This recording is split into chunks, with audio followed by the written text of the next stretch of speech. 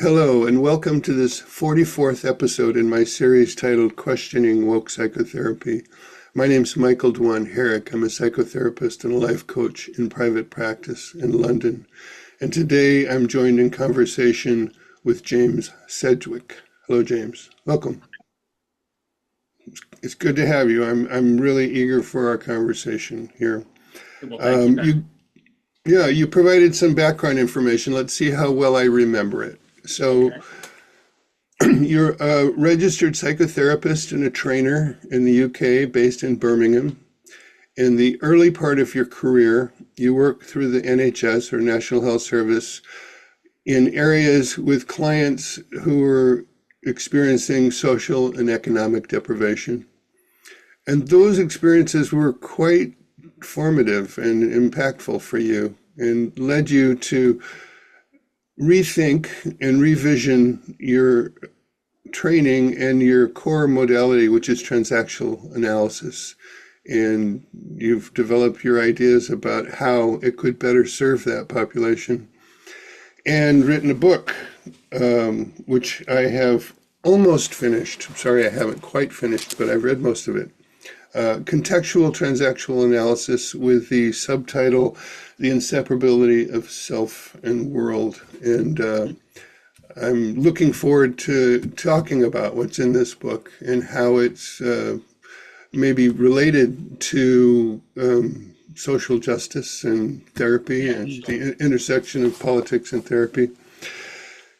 You also shared with me that you were, before becoming a therapist, you were trained as an academic in the humanities, and you saw that post-World War II French philosophy had come into the field, and that over time this led to the current intersection of politics and therapy. And you have some critical ideas about that that I also hope will be able to get Yeah, into. sure. Sure. Yeah. Do you want to say anything more? No, Maybe I missed something. that was really comprehensive. Yeah, I think what you said about the particular client groups that I've been involved with having certain dimensions to their difficulties that I just felt were not adequately covered or spoken about in the literature. And I did look, Right, I read the books I was supposed to read and I still had questions.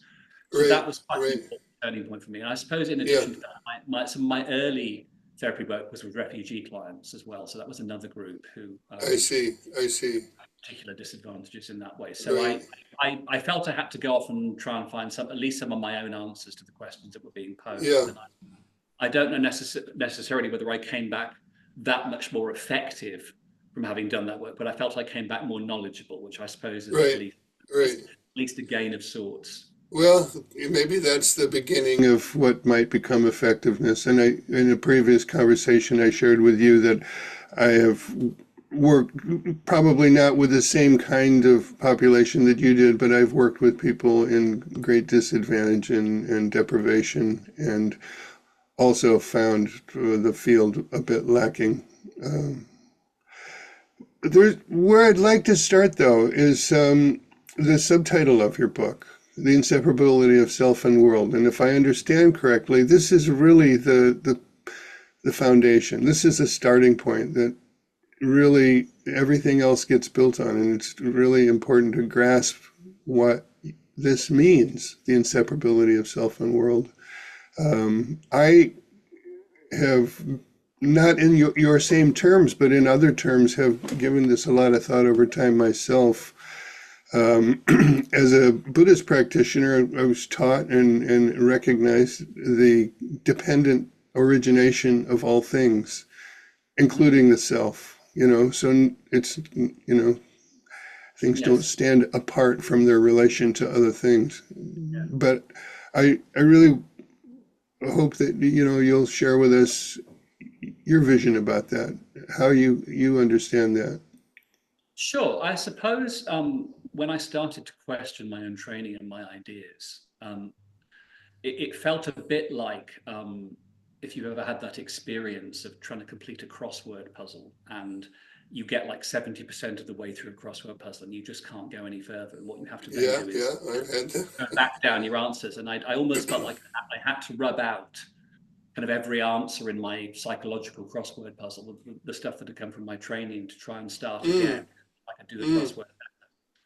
And I suppose rather than starting from what I might think of as a psychological picture of a person, where you imagine a kind of a person born into the world as a bundle of needs and functional capacities, and thinking about how those needs and functional capacities are developed. Although I'm not saying that's a hopelessly incorrect picture, I am saying it's a partial one. Sometimes I found it helpful to start from a different standpoint. I found it more helpful to start from, what about if I stopped starting, what about if I stopped starting with the individual in this way and thinking about what the world does to them? And what about if I started about, look at the part of the world they emerged into, and think about, how does this part of the world produce this kind of person? Right. Obviously, social influences don't produce and shape us completely. I'm not a total blank slatist in this regard. Right. In regard to the particular clients that I was talking about, there was definitely a need to think about how collectively are people sort of struggling and incapable of seemingly solving or recognizing or identifying or knowing their problems in a particular way. And so once I'd taken what I think of as almost like a bird's eye view of a situation, I stopped, I kind of hovered above the individual picture, and I looked at everything that was happening around them. Certain things started to make a little bit more sense.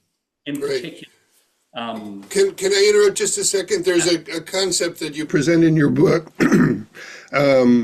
You distinguish between vertical and horizontal problems, and I guess you're talking about that now. Instead of so very specifically. So if you so the notion of a horizontal difficulty, which is not in hindsight the most elegant term that I might have used for it. But if you imagine that, we develop social organizations for a certain purpose. We develop social organizations, at least in principle, because it's better to have them than not to have them. Means of getting along and pooling our purposes to achieve better ends. That we think about socializing people into this and bringing people into this way of being, this social way of being. And we therefore think, at least in part, of the world around us as giving us certain things to get the job of living done. Ideas, concepts, tools, rules, law, whatever it is. Things that kind of extend our capacity to live in certain directions so that they are enhanced. And I suppose what I then thought of was, okay, well, if you imagine that under ideal circumstances, that's what the world around you does, it helps you to better get things done amongst the people you live with. Right. What happens if that capacity either breaks down or is intentionally torn down? In other words, what happens if you don't want people to have control over their lives or to seek certain kinds of change? Right.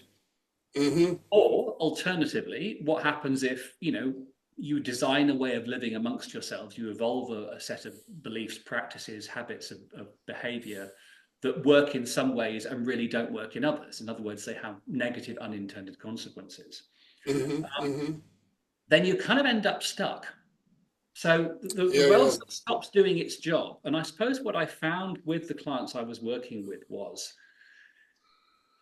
there were many different ways in which the world wasn't doing its job, providing them with the means to live. And there are several different ways. So, one of which is that it failed to provide them quite deliberately with political means to exert control over their environment. So, for example, by destroying the union capacity within the industries within this country, that was done deliberately in the 1980s, or destroying possibilities for political representation.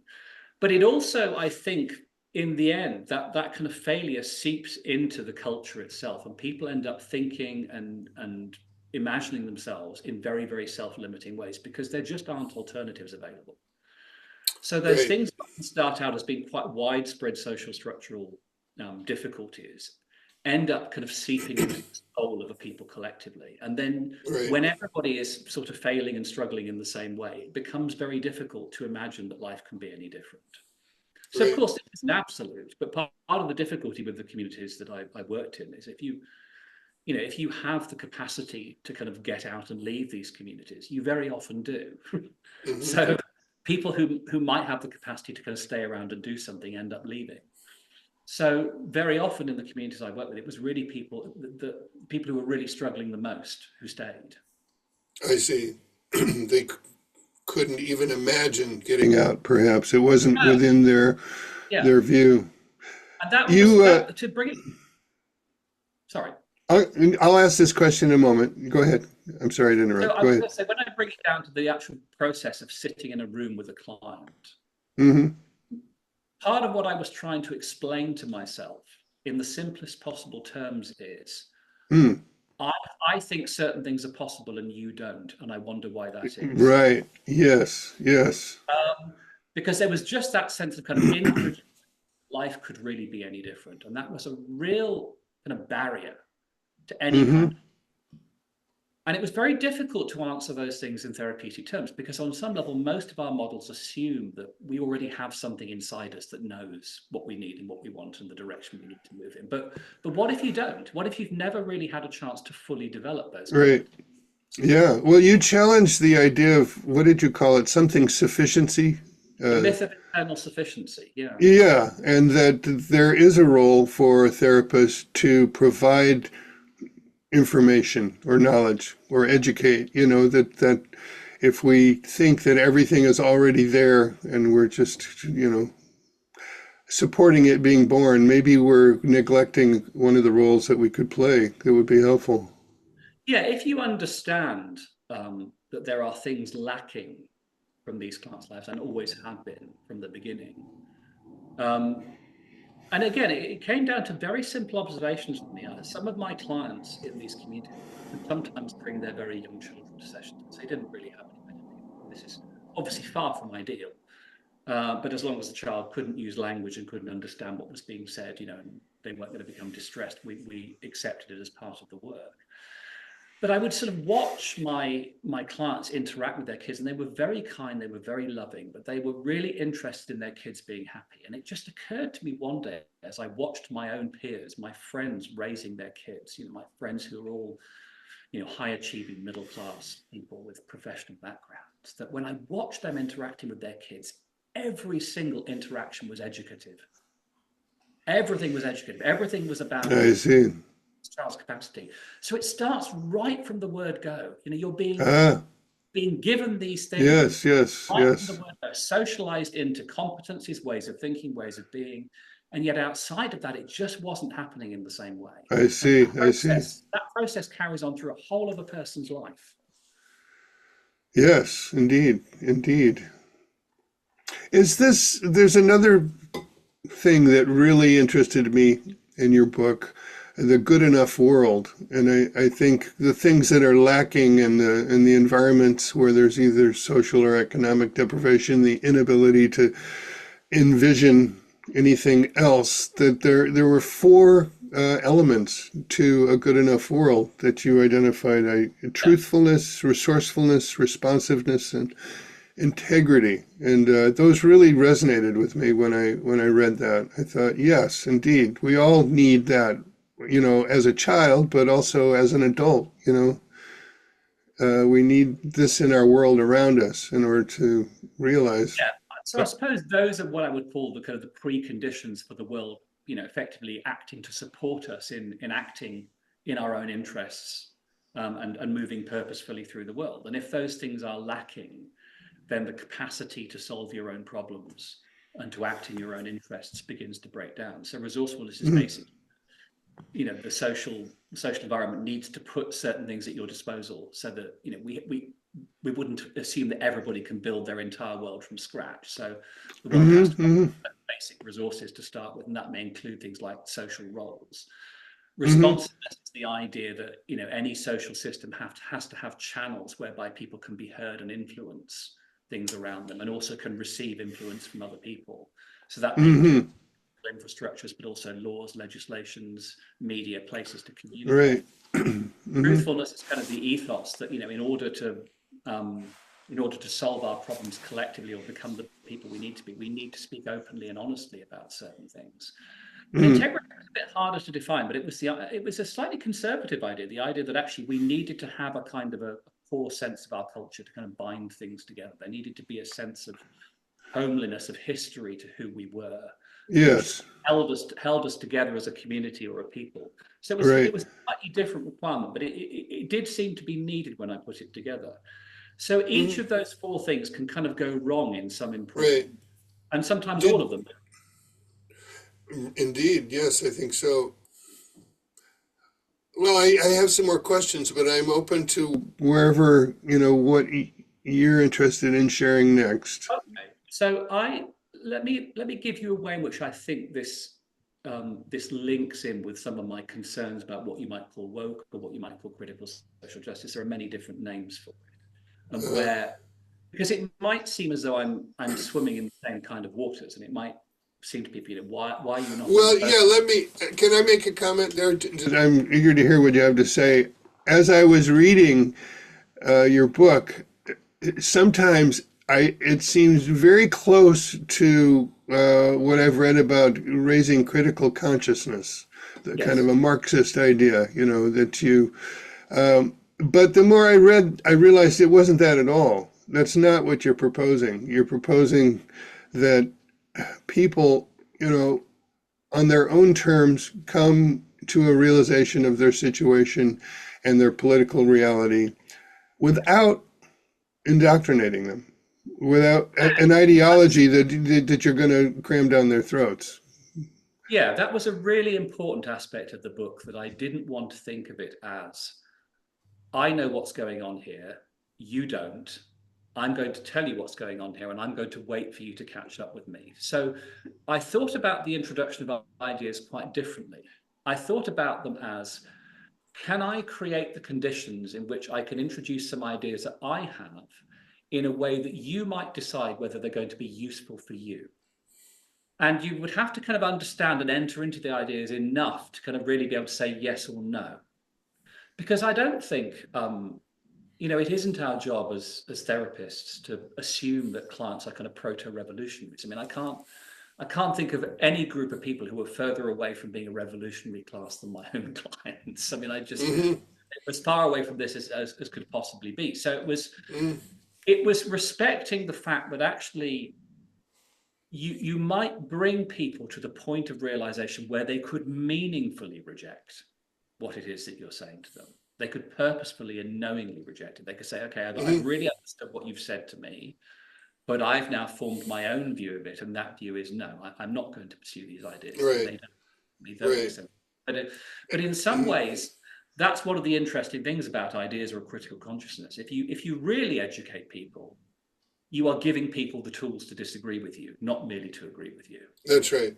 Right, which I think is a way to describe the adult role or the adult script in transactional analysis, isn't that?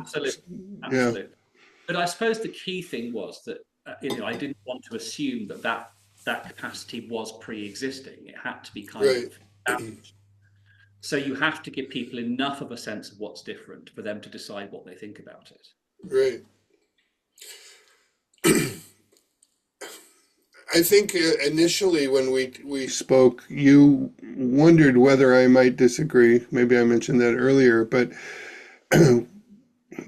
one of the things that I see both in so-called woke or critical social justice and the kind of anti-side of it is the attitude about politics. And, and from the anti-woke or side, there's the idea that there's no place for it, that it shouldn't show up. But I feel like there's a baby in the bathwater of woke and critical social justice, and it points to something that's been neglected in our field, I think, and that's the kind of the social reality and dimension around us. There's I've heard that psychoanalysts will say that it's within their own theory, within their own practice to address these things, and that may be, but to me, I've never seen it be very robust And I think we do need to develop a more robust way to deal with the horizontal, as you put it, issues. Yeah. Yeah, I mean, there's a lot in what you've just said there, and I agree. I think it's unhelpful to think that there's one group of people who are kind of interested in politics and the social, and another group of people who are quite anti that being included in therapy in any way. I mean, I think um, not least because I think people who are concerned about critical social justice in therapy have some significant points that need to be taken into account, and I think it would be both an argumentative and a strategic mistake on their part if they dismissed all of this, because I think what people would then hear is, well, you don't care about these questions. Exactly. You just want them to go Exactly. away. And I don't think that's the point we should take. I think the point that we should take is these are important matters. We need to have some answers to the questions that are being posed. We just don't happen to think that your answers are that good. Right. So, Right. so, so I think to go back to your question about, how do people within our profession typically think about the relationship between what happens outside us and what happens inside us? The argument that I outline in the book is, I think if you train psychologically, I don't know anybody who trains psychologically who will totally be indifferent to what happens around a client. I don't know anybody who does. Pragmatically, people will say, look, this person has a terrible life in this and this and this way. But that what they tend to do is they tend to see it as almost like a trigger or starting point for an internal process. So even if we think about what happens outside a person sociologically, we then tend to turn back at the earliest opportunity to think about what it means for them or what they're doing to it or how they respond to it psychologically. So even if you think there's something about the social that needs to be acknowledged, you're only interested in it to a certain point, and then you turn back to, well, what does it mean for you? What are you doing in response to that? And Mm-hmm. Mm-hmm. part of my concern about that is if you take, I mean, I'm not saying that's always a useless way to think. Clearly, it isn't always a useless way to think. It's a way of thinking that has a lot of value in a lot of cases. But in cases where a client has experienced significant or sustained oppression, if that's the term you want to use, the whole point about oppression is that it kind of gets inside you and it deprives you of certain Mm-hmm. Yes. So it Great. removes some of that. It removes that possibility of meaning making, of responding. That's the whole point of it. So in some ways, you can't just go back to a psychological way of thinking when you're thinking about, well, why is this person thinking, feeling, responding, acting in this way? You have to think about Right. what is it about what's happening around them that makes Mm. certain ways of thinking, feeling, and behaving possible, and doesn't Right. make other ways of thinking, feeling, and behaving Right. impossible. Well, traditional, whether it's analytic or psychodynamic models, do look at the family. You do look at early life in terms of the environment that we grow up in and how that is formative in our view of ourself and our world and our sense of efficacy and self-esteem. But it doesn't include the larger world, you know, as we're adults and take a maybe a similar view that it's inside us, you know, that's it's not just out there and we have an internal psychological process that reacts or responds to it, but it is formative in what is on the inside. Is that what I think you're saying? It's also true that if you take the notion of oppression seriously, let's imagine that everybody's going to have different ideas about what is oppressive and when it occurs and how Uh-huh. consequential it is. But let's assume, at least in principle, you're going to assume that something like oppression exists. If it does exist, what is an appropriate response to it? Do you Right. want to just see what a person, how they respond to it, what sense they make of it, what their experience is, what their emotion is? Or do you actually want to do something to that person that helps them to become less oppressed? Right. Right? And that would entail, at least in part, enhancing both their knowledge of the world around them and their capacity to do something about it. Right. Exactly. Yeah. So What can you it do? Yeah. may be, but I mean, the analogy that I often use is, imagine if you went to see a physician, you went to see a doctor, and you had cuts on the soles of your feet because you were living in a world of broken glass, right? And the doctor goes, yes, your feet are cut. That's really terrible. I'll bandage your feet for you. We'll heal your feet. We'll heal your cuts. And then you send them out the door, but they're still going back to work with broken glass, right? You Good haven't given analogy. them Yeah. shoes. You haven't Right. given them shoes. Give them shoes and a broom. Shoes and a broom, right? So the point about therapy Right. is that it kind of heals, it doesn't prevent. So Uh-huh. if you're really serious about people becoming less oppressed, you have to think about what are the means by which people have done this, and one of the means by which people have done this is by learning to exert greater control over their environment. And one of the things that I find most infuriating about critical social justice, or woke, or whatever it is you want to call it, is it does not reveal the world around you. It mystifies it. It tends to kind of just turn this notion of oppression into an ever-present phantasm that you can't really pinpoint, and you can't say systemic, anything about, and you can't describe it in any detail. Well, that doesn't help anybody. Everybody knows that there are things like poverty and racism. We all know that they exist, but you need to describe them more specifically. How do they exist? Which systems are involved? How do those systems work? What are the counterpoints to these systems? How do people exert pressure on these systems? How can they change those systems?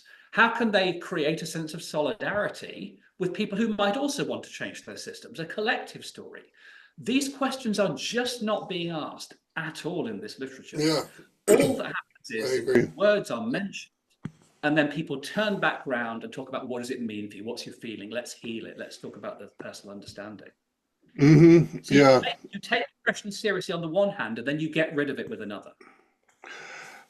I agree. Well said. And another element to this is the question of what is oppression and what does critical social justice identify as oppression. Earlier in this conversation, you talked about the learning and the tools and the what gets provided to people, to children. There are certain rules, there are certain conventions, in order to be part of the social fabric, we have to learn certain things.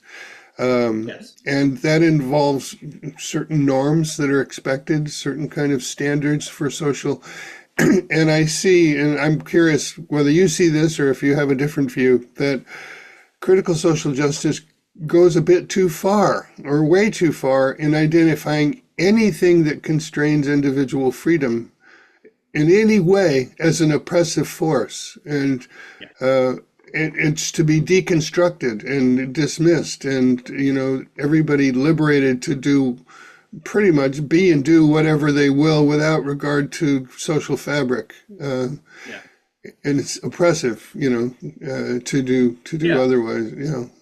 I completely agree, and interestingly, I've recently had some thoughts about why this might be. I mean, I've obviously had some thoughts about this in the past, but I suppose a relatively new one come to me about it. Woke or critical social justice, or whatever it is we want to call it, is a predominantly American phenomenon. This has now become an international phenomenon. But the kind of leftism that it promotes, if you want to call it leftism, I don't think it is, but that's another conversation, is distinctively American. And it's also not particularly European. And I think the reason that American leftism is different is, the continents of Europe and the United States are very different, and they're very different in certain key ways. So the United States, for example, does not have a history of feudalism. It doesn't have, a history of people being held on a land and forced to work for somebody else and then herded into factories and for it has people who travel there, who are immigrants, who have immigrant pluck, who have a real sense of agency and self-determination and optimism about the future. And it doesn't have that history of feudalism. And then you have your very kind of complex history with race, which is very different than the European experience, because the European experience is colonial, which happens somewhere else rather than on your home soil. So there is something about leftism in the US which is inherently optimistic about people. It thinks that people are already brilliant and wonderful and special and clever in their own way. And therefore, it thinks of politics as simply being a way of recognizing that, or taking barriers out of the way from displaying and showing and acting upon their specialness, right? And because everybody's already special and wonderful in their own way. You don't have any particular needs of collectives, and you're deeply suspicious of government. Now Yeah. that's really quite different from European leftism, which obviously is very Mm-hmm. has quite a different sense of what collectives can mean, because we're much less divided by cultures and backgrounds because we haven't all come from other places. Uh-huh. We're much less hostile to government, but I suppose if you think about what you might think of as the standard model of government post-war in Europe, which is the social democratic government, which is, capitalism plus significant concessions in terms of social provision, a social safety net, health services, pension provisions, education. Social democracy presumes a radically different version of a person than American leftism, because social democracy does not presume that everybody is special and brilliant and beautiful and talented. Social democracy presumes that all people are fallible and we are limited in what we can actually be expected to do from ourselves. Mm-hmm. And it assumes we are, we need each other, and that certain people will need concessions, right? So if you start your conversation about oppression from an American leftist perspective, you're already brilliant and everything that's wrong is outside you, right? Yeah. Everything that's wrong is outside you. And if you can't see there's anything specifically wrong outside you, well, it damn well must be there, and it's your job to imagine it. Okay, so it must be microaggressions, it must be language, it must be this, right? So these constant kind of phantasms conjured up to explain why it is that you're not succeeding. We get the victim culture and the grievance culture, and that's where we go. And interestingly, I think there's something about victim culture. Victim culture really is the mirror image of the American sense of exceptionalism of the individual, right? Because if you haven't managed to succeed because you're already wonderful and perfect and talented, it must be because terrible things are happening to you that you don't know about. You must. So there's no possibility of human fallibility. Okay. So if you start out thinking about oppression from an American leftist perspective, it's very, very difficult to really think about how oppression can fundamentally change what a person is, can really make a person much less than they are, can prevent them from ever having become what they needed to be, because you're already wonderful, right? You're already brilliant, you're already talented, you're already special. And it's also can't really cope, and this is a point that I made in the article that I wrote, it also can't really cope with people who are just a little bit less than that. People who, for example, are never going to be brain surgeons or lawyers, not people with learning difficulties, people who are just never going to set the world on fire intellectually, people who are not conventionally attractive, people who, may be a bit shy. It's really hard to talk about those things if you don't have a language of human fallibility. So what then happens is that you end up, because you've started from American leftism, you end up basically trivializing oppression. Because it can't really get into your soul. It can't really it can stop you getting things done, but it can't fundamentally change you. Okay. So you don't have to have this sense that a person may, in some ways, and this is really important for understanding oppression. You lose that idea. But the point of certain forms of oppression is to kind of make you the perpetrator of your own oppression. Change your ideas, your way of thinking, right? Yeah. If you think about someone like Ibram X. Kendi's notion of anti-racism, which is there's something happening in the world, which is what it's always something happening in the world, which is why Black people are not succeeding. But there is an alternative, which is that if you imagine that people have experienced massive and absolutely abominable historical oppression, it's going to change their sense of who they are and what they do in ways that may lead to cultural traits that aren't necessarily that advantageous. Now, he would say, that's racism. You're saying there's something wrong with us. But we're not. We're saying there doesn't have to be something wrong with you.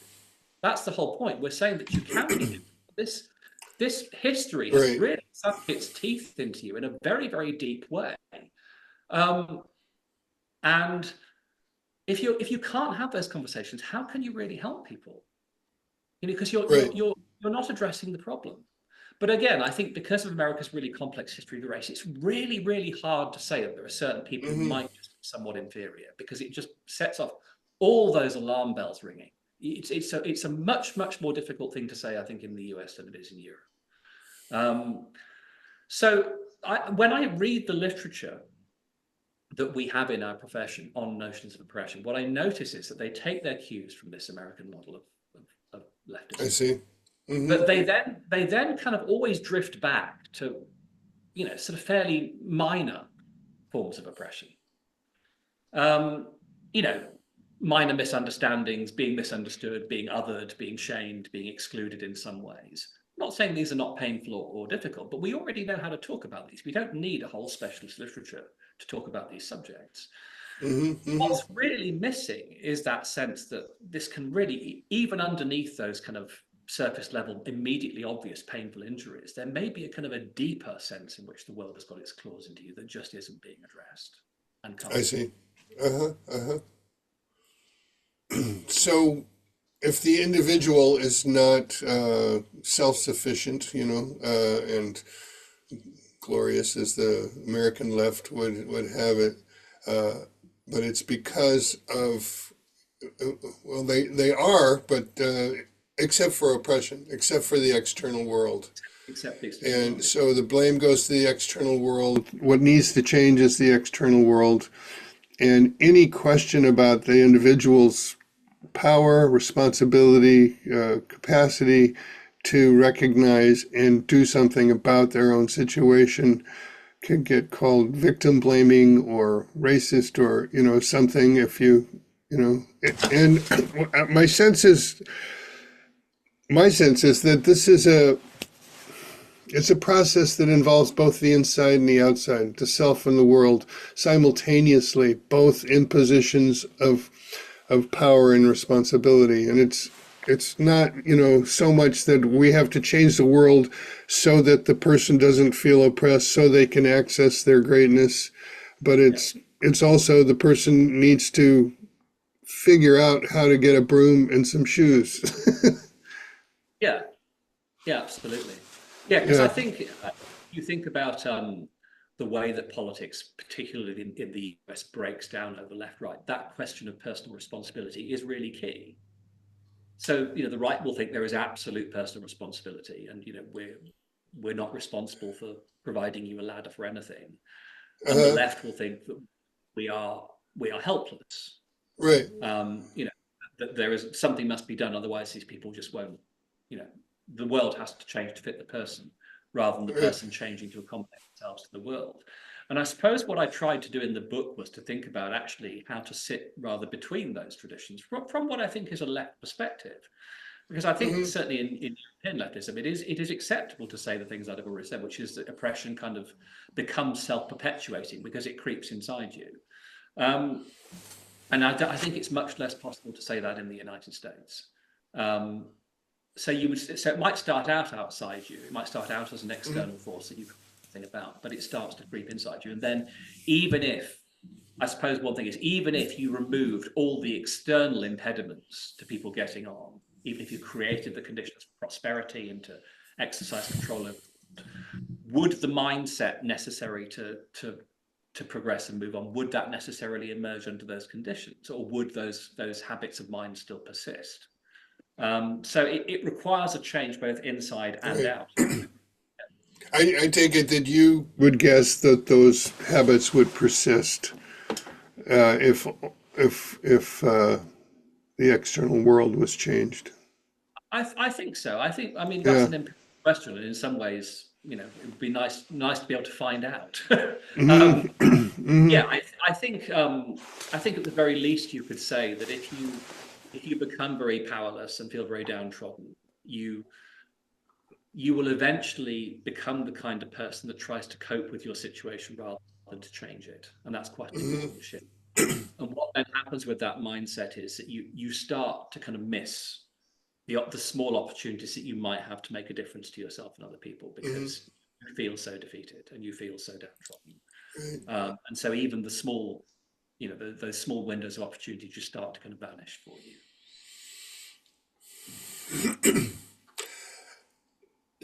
So your thoughts were percolated in your early career, in your experience working with the NHS.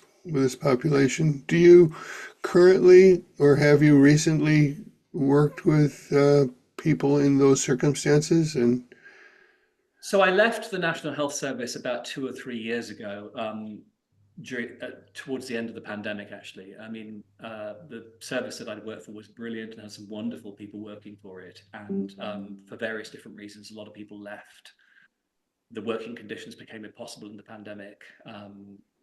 And I'd taken on a teaching role, and it was very difficult to do the two things well successfully. So I made a I see. decision to move into the teaching role. But to be perfectly honest, Michael, I'd worked with this client group for a decade, and I think I was a little burnt out. I mean, it's hard having to hold a kind of hope for people who are hopeless all the time. I think I Yeah. noticed myself becoming increasingly pessimistic, and I think Hmm. I don't mind saying this. I think the wider context, the wider political context in which we're all living, which seems to be highly tumultuous, very, very uncertain, and moving backwards in lots of important ways. Um, that has certainly crept into my own psyche. I think Mm. these are not times where I feel inherently optimistic about the world, and I think we had the situation where I think it was literally a month after my book was published, the particular area of Birmingham that I worked in voted for the Conservative government for the first time. It returned a Conservative member of Parliament, and I see.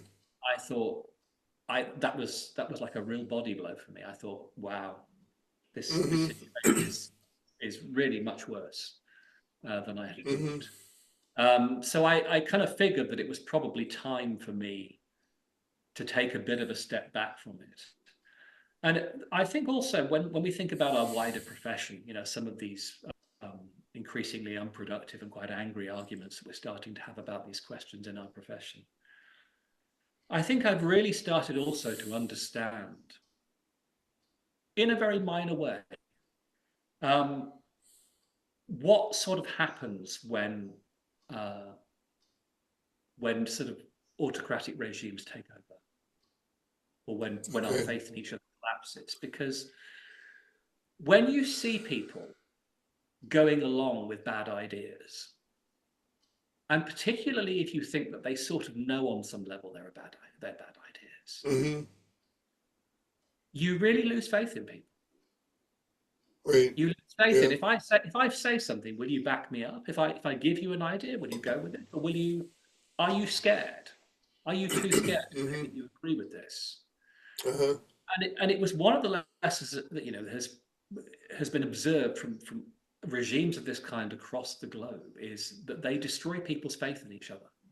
That's why they make neighbors report on each other, Uh-huh. because if you're Uh-huh. too scared to say to other people what you think in an attempt to form solidarity, how can you get anything done? And in a smaller way, I have felt that. I haven't felt.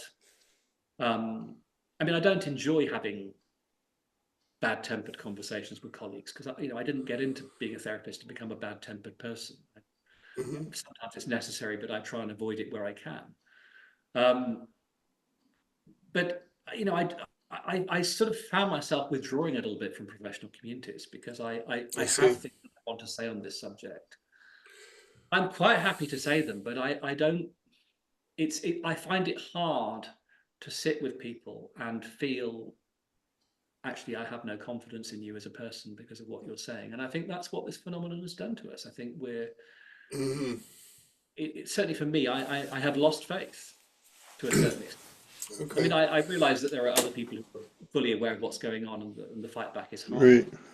Um, Is your lack of you start off by talking about the voting in of conservative government in the area that you worked, and that was very disappointing to you, and it seemed to reflect a kind of a lack of capacity to recognize the situation or think of anything beyond it. But then it sounds like you're talking about the critical social justice and how you can't speak up in that. You're not allowed to think outside the box or speak outside the box in that context either. yeah, well, I mean, obviously, I am thinking and speaking outside the box. I'm here talking to you, but I think Oh, no, I didn't mean you, but I mean one I think feels others, that, yeah. I'm seeing others, you know, I'm seeing Yeah. others kind of going along with this, and it's hard to see people that you think are intelligent and decent human beings not asking questions, not, you know, not interrogating what's happening, not speaking if Hmm. they have doubts, because ultimately, you know, we have a job to do here. Our job is to be the best prepared that we can be for our clients. That means we have to know stuff. It means we have to have good ideas rather than bad ideas. It actually matters for our client work. And if Yes. I thought these ideas were helping people, I would stand to one side, my own political objections to one side. But I don't believe they're helping. I don't believe that they're helping prepare people to work with clients. In fact, I think Hmm. they're doing exactly the opposite. Hmm. Well, if you reframe what it is we're doing as social activism, and that the job is to recruit another activist, you know, and change the world, and not get on the ground very intimately and directly with the person in front of you to understand their life and what's needed in their lives, you know, given the frame of reference that they have now and where it might expand, then Sure. you're not doing your job as a therapist, I don't think. No, I agree. But Yeah. one of the things um, that's very interesting about this movement, um, which obviously I wrote about in the article I had published, is it's done a very good job of disguising itself as politics. It's done a very good job of disguising itself as activism. Whereas I think when you look closely, it really isn't. Okay. Um, I think as politics, it's at best thin and at worst just basically contentless. Slogans, self-expression, how we feel about things, but it lacks an analysis of a situation or any proposals for what to do about it. Huh. So Okay. um, we've simply taken in as a profession this very thin form of non-politics, which actually exists for totally different reasons other than the political interests of the people it claims to represent. We've taken it in um, simply because we find it easy to combine with our own ways of doing things, because it looks a bit like therapy. It's Mm. basically a kind of a therapeutic form of politics about Okay. language and rant All right. and expressing it. So if it Um, isn't political activism, what is it and what's motivating it? What's behind it then, okay. if that's not the Well, right way to think about it? so I was thinking about how to kind of name this, because if you call it critical social justice or woke, I mean it sort of gives things more credit to me than they deserve. And one of the things that I think I really want people to know is this isn't a kind of a left, when we're criticizing woke or critical social justice, this is not a left-right split. I think what people need to really understand is that the main critics of woke have always been on the left, what I would think of as the real left. And some of those people are historic figures and some of them are still writing. But actually, if you look carefully at what it is, um, there's very little political content. It doesn't have either an analysis of problems or solution to those problems.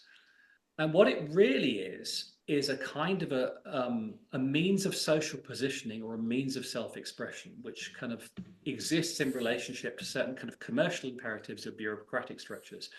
And in particular, has been adopted and put together by the people who are holding the microphone. And the people who are holding the microphone are the people in the senior universities, in the media, who are not necessarily in any way representative of the groups that they purport to speak on behalf of, often because they are highly educated and come from very affluent backgrounds. So there's this idea that, you know, you get kind of diversity on sort of level of identity, but not at the level of social and economic status.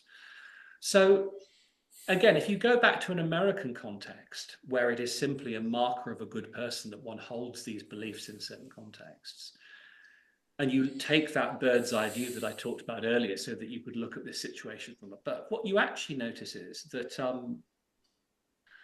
these rather contentless beliefs hold certain social advantages for you to hold them, because you look like the kind of person that we want to have around in these organizations. You might look like the kind of person that we we take on as a staff journalist. You might look like the kind of person that we give an internship to in Goldman Sachs. You might look like the kind of person that we want to promote to a senior professor at university. So that doesn't necessarily mean, incidentally, that people don't sincerely believe these things, because I think in some cases they do. What you're saying when you're putting together the structural argument that I'm talking about is there are also certain incentives in this picture which it is important to understand in order to understand why these things go through. And if those incentives disappear, the phenomenon would change. So you can understand that there are people working in this field who are criticizing wokeness at the level of ideas. John Mills is doing some wonderful work writing articles on this. He's tackling it at the level of ideas. And I suppose what I'm doing is asking a very simple question. If we change the financial arrangements around this, would the phenomenon disappear? So by all means talk about ideas, by all means talk about narcissism, by all means talk about all these other things. They are an important way of understanding at least certain aspects of this. But don't take your eye off the money. If you want to understand what is happening in this picture, do not take your eye off the money. Right. Well, there's been a DEI industry that's sprouted up and proliferated and has raked in, I don't know how much, but I think probably billions. Yeah, and I mean, even in the profession I was going to enter in my 20s, I mean, I had decided by the time that I finished my PhD that I wasn't going to be an academic. And obviously, some of the post-war French philosophy, Foucault, Lacan, Derrida, was routinely prescribed as reading and cited in most of the books that you were reading. And I knew something about philosophy. I knew something about philosophy to know that something was up here. I didn't know enough necessarily to critique it entirely. So I went away and found people who were saying things about it. Okay, I'm not crazy here. But I think that what I'd really want people to know about this, having been around people who, if they're now my age, they will now be in senior positions in universities around the world, is nobody really believed this stuff, right?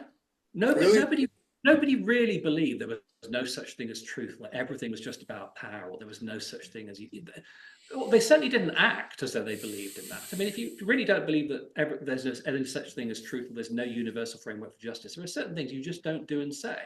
And these people were not doing and saying those things. So nobody really believed this. But it was, Foucault's kind of interesting, and you're 22, and it's fun to turn things on their head and say everything's about power, and it makes you feel kind of special and powerful yourself. Because if you're in academia, you're probably a bit shy and maybe a little bit socially incapable. Spend a lot of time reading books, and there's a vicarious thrill to thinking that you're subverting things by writing academic articles. And you can't help but notice at the same time that your professors are encouraging you to move in this direction because that's where the jobs are.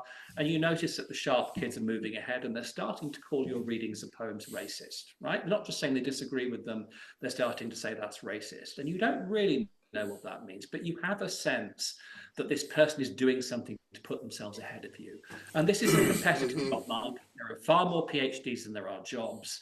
And you start to kind of get that sense without really kind of quite putting it into your mind that it would sort of be in your interest to start moving in a certain direction. And it's sort of okay because, you generally believe in a socially just world. You're probably on the left. You think that there are bad things happen like racism and capitalism. And, in a roundabout way, you can say that you're raising awareness of things and that you're contributing to knowledge. And there's a certain amount of psychological fudging that goes along so that you can reconcile your sense of self with your actions, which are in your own financial self-interests.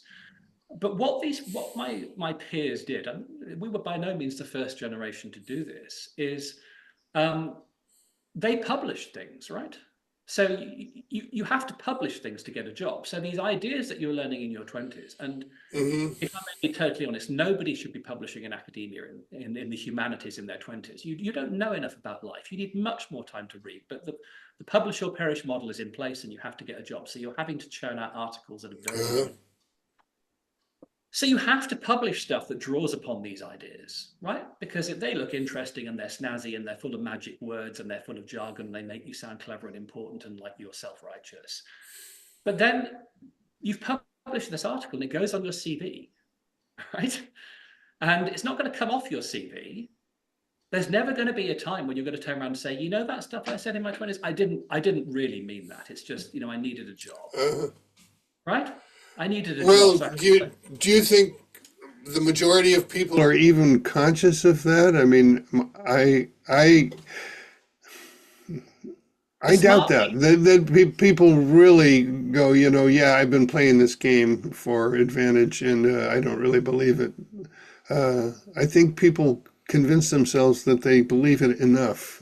I think you're right. I think that's my sense, that I think there is enough plausibility in this for people to feel at peace with But they themselves. they don't act that way. I mean, if you literally took, extreme postmodernism to heart and you decided that your entire life was going to be lived that way, you wouldn't have a map, you wouldn't have any reference points, you would have nothing to tell you how to be, but you certainly wouldn't adhere to anybody else's in any way, and you'd be a mess in a minute. And so people don't live as if they really believe it. Yeah. No, they don't. And of course, you know, it's also important to say that these thinkers didn't really say what they're often taken to have said. I mean, they're not necessarily my thinkers, but they're much more subtle and interesting than the people who often spoke in their name. But yes, I agree. There's something about being able just to kind of being able to justify it to yourself enough to live with yourself, so that you can get on in the world whilst also doing something Mm-hmm. else. And you know, I'm not going to be the person who accuses my former friends, or sometimes my still friends, of hypocrisy, because frankly, all of us have to live in the world as it is, even as we might be hoping Mm-hmm. that we'll be more to the kind of world that we think it ought to be. We all have to get by and earn a living. Mm-hmm. I don't begrudge anybody their compromises or their sacrifices, because none of us are going to come out of this process entirely pure. Right. Um, Right. but I think Mm-hmm. what Mm-hmm. perhaps didn't get anticipated was the collateral damage, because whilst you were there putting your CV together and writing your articles and thinking that, you know, you were just kind of playing with ideas with people and it was fun, but you were going into classrooms and teaching people who weren't going to be academics, who weren't going to go on and publish. They were going to be HR managers or journalists or, you know, Yeah, yeah. charity workers or whatever. And, you know, you've sold them these ideas. You've gone out into classrooms and told them that these ideas are okay. You've provided the stamp of your professional approval on them. And what that then means is, when I see articles in our professional journals, because obviously we are a clinical profession, we're not necessarily an academic profession. There are people in our profession who are academics, but most people Mm-hmm. are they're graduates, but they're not necessarily massively academic. Is that people trust these ideas. They think that Yeah. someone somewhere who knows what they're talking about has said, these are Right. the best ideas to use to understand Yeah. these things. Right. And they have no idea, first of all, that these ideas were heavily contested at the time, and the counterpoints are never taught. Secondly, that the people who said they were representing these ideas very often weren't, or at least weren't doing so particularly well. They were presenting a kind of an opportunistic vulgarization of these ideas, which allowed them to reach certain conclusions that they wanted to reach anyway. Mm-hmm. Um, Okay. so, so a lot of this is arranged for a set of conclusions that people want to reach. Yeah. I mean, Can I see if if you I can? really, yeah, I just wanted to see if I sorry. could summarize, or if I get the pith of what you're saying.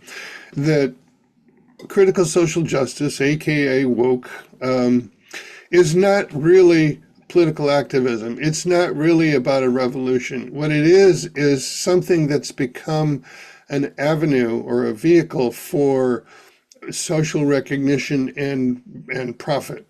Yeah, That you can be seen a certain way and make a living by promoting these ideas.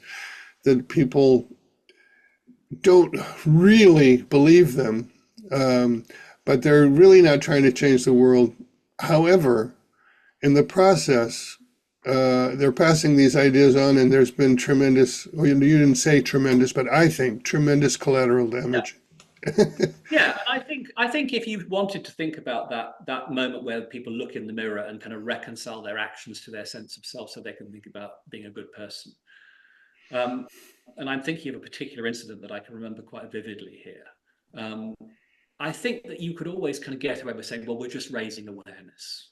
We're doing the work of raising awareness for building knowledge. And I remember being in a graduate seminar in my 20s where people were starting to offer political readings of a poem. And somebody just said, look, if we're really interested in this, we could always go out and do something about it on the street. We could actually stop reading poems and do something about it.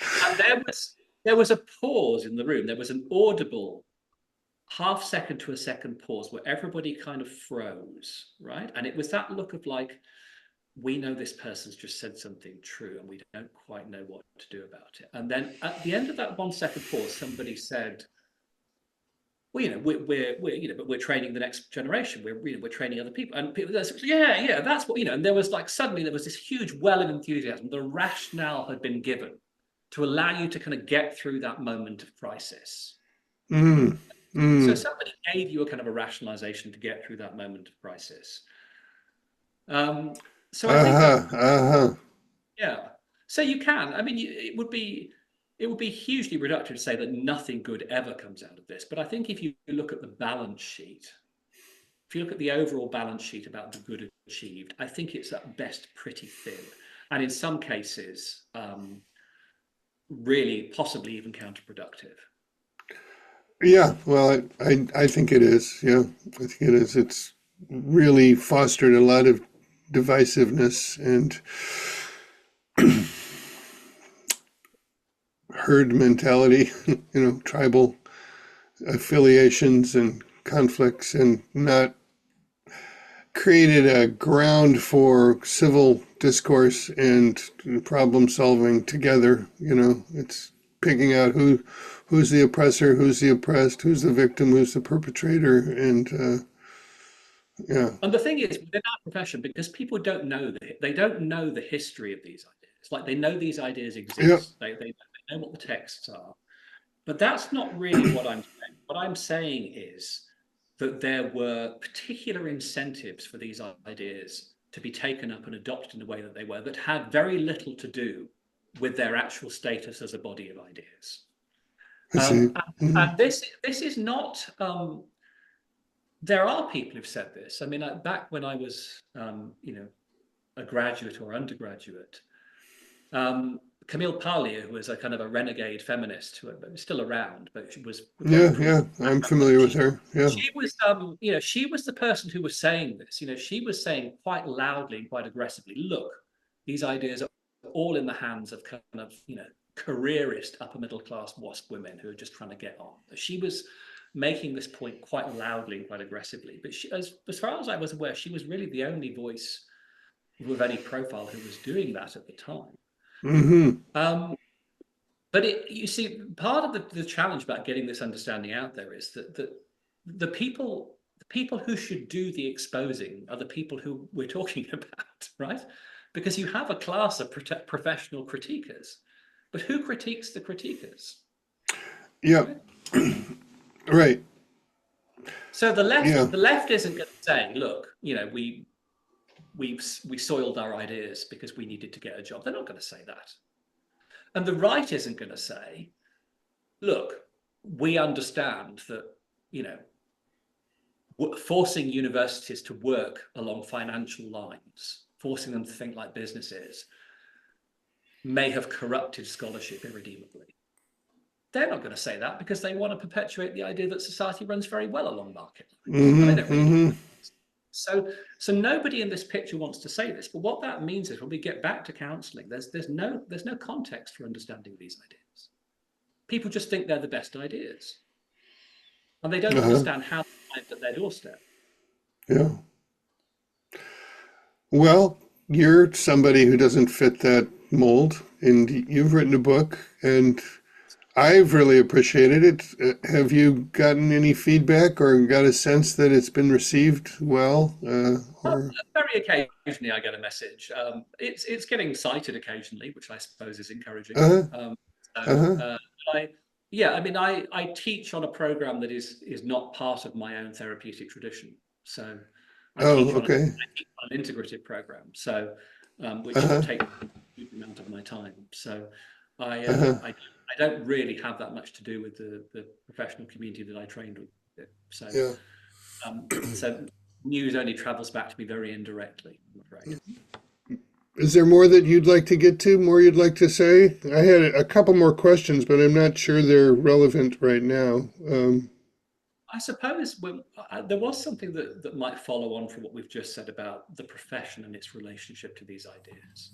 Mhm. This is kind of the last third of the article that I wrote, which is called Therapy and Diversity and Untherapeutic Relationship, which does seem to have been widely read. Obviously, the main explanation as to why people are adopting these ideas is because they're everywhere. They're everywhere in our culture. So there's this massive external pressure. Ubiquitous, yeah. But I think there are also particular susceptibilities within therapy which make us uniquely vulnerable as a professional group to adopting these ideas. And I think it's worth talking about. Yes. The first and most obvious one is that therapists don't like to be called bigots, because we're supposed to be professionally good people. It's kind of our calling card that we're self-aware. Non-judgmental, If you bring in a kind of a social form where accusation rather than persuasion is the dominant mode of engagement, people are going to sign up to what you want to say very, very quickly, because they're not going to want to sit with that feeling of being wrong about something. So they're going to sign up really, really quickly. And once you've signed up something, you can't back out, or it's much harder to back out, because then you have to explain why you signed up in the beginning, and you'd have to say, well, actually, I just wasn't very brave, and I didn't know, and I didn't want to ask the question. And people don't want to admit that kind of stuff. So that's that's a real vulnerability for us as a profession. But I think the second one goes back to something that we said earlier, which is structurally there was something about the way that we train and create therapists, because of our own particular history as a discipline and our adherence to models, and particularly our tribal adherence to models. There is something about training people to be therapists where we insist upon the fact that they use their psychological model to explain everything, right? Yeah, I've seen that for sure. This is obviously more true of certain modalities than others, and it's really true of psychodynamic people, and it's somewhat true of human people.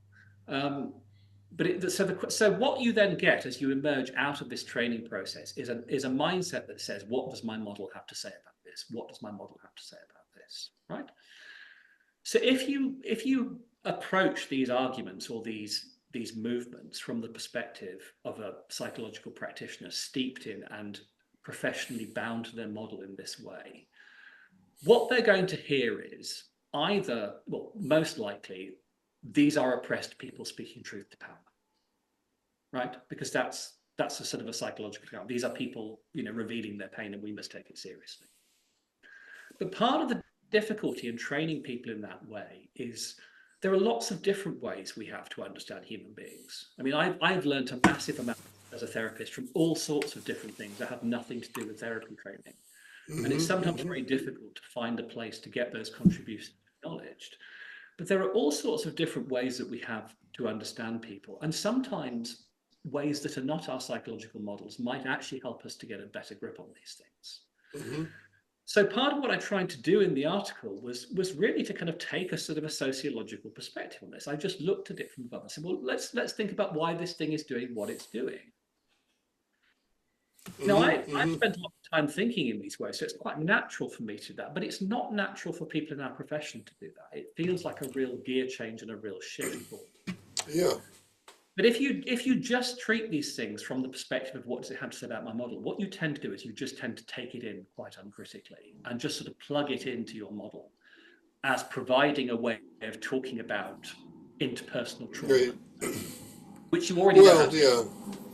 I mean, I think it either gets plugged into the model or it displaces the model, and the model becomes the oppressive force that needs to be decolonized,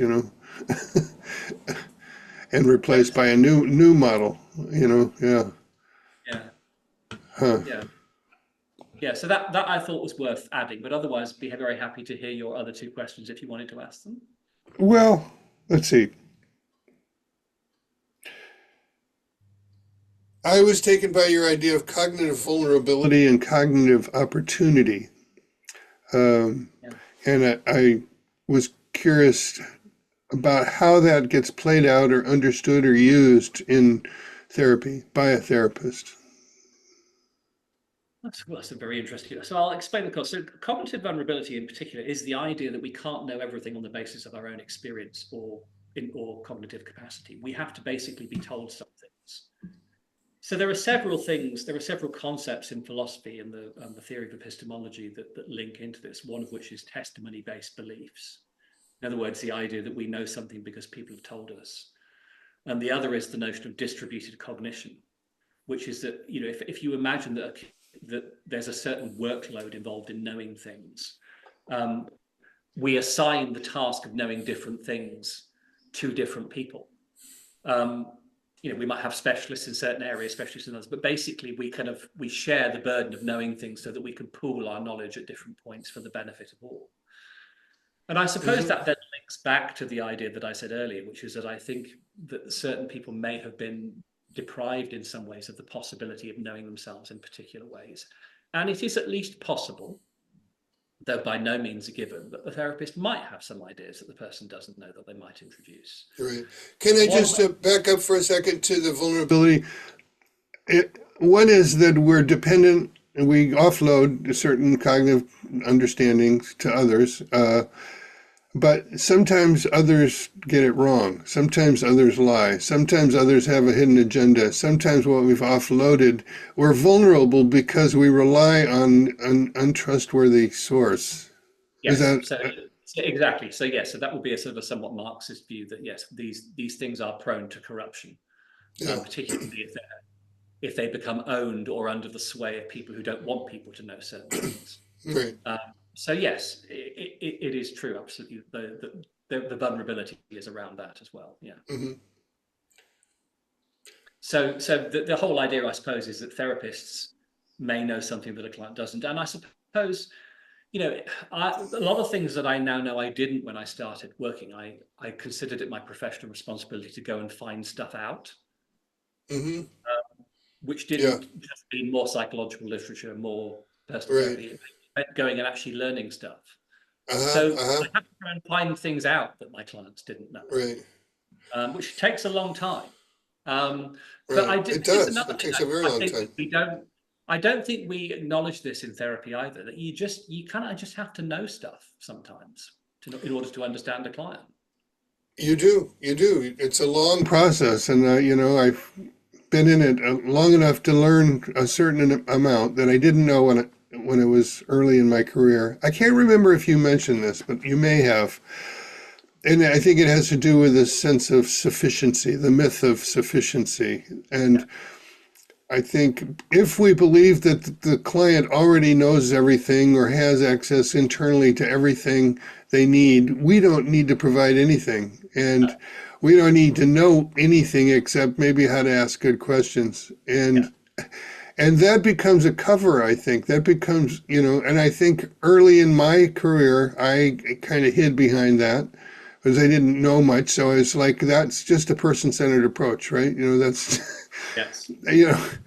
And then when I began to learn things, I had a hump to get over, which was, is it therapeutic? Is it therapy to teach? Is that appropriate? And I thought that was not right, but I came to learn that it's necessary. It's an important role, but it takes a while to develop something worth teaching.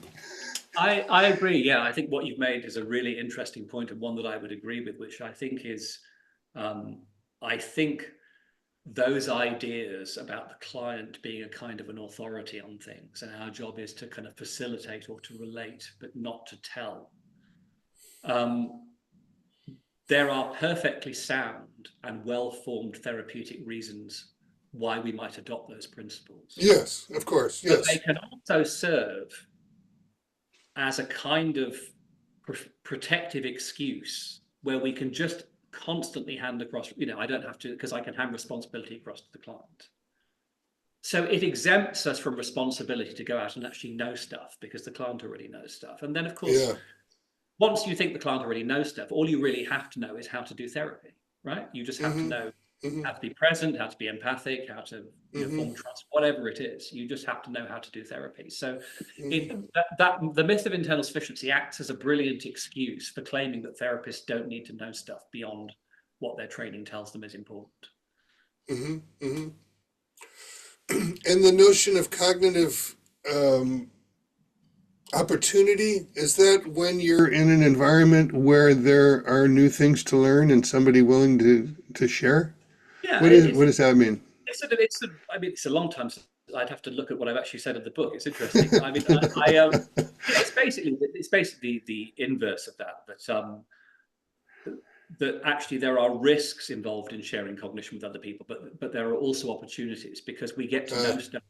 No, I mean, if all we knew about the world was what we could learn on the basis of our immediate direct sensory experience, we would have very little sense of certain things that we will never encounter in person. We would have no sense of the wider social systems in which we sit. We would have no access, for example, to specialist or technical knowledge. So these vast kind of social networks of kind of knowledge production that we sit within, they give us access to all these things. That's cognitive opportunity. But the cognitive vulnerability is that they are corruptible and fallible, and people can lie and distort them. Right. Yeah. Thank you. That was useful. Well, I don't want to take up your whole day. Shall we draw a line under it now, or is there any last word? I'm very happy. No, I think this is. I've really enjoyed this conversation. Actually, I am. Great, me too. I enjoy talking about these things with people who are interested. I'm very heartened by some of the conversations that I see are happening in certain places around this, and for all the pessimism that I described earlier, I would also like to note that I do see people, writing into professional journals and making podcasts and trying their best to improve the profession and to have a better conversation about these things in the interests of our clients, which is what this is all really about. Exactly. Yes, that's the bottom line. Yeah. Well, that's a good optimistic note to end on. So thank you very much, James. I thoroughly enjoyed it. Yeah. Thank you, Michael. Okay. So long.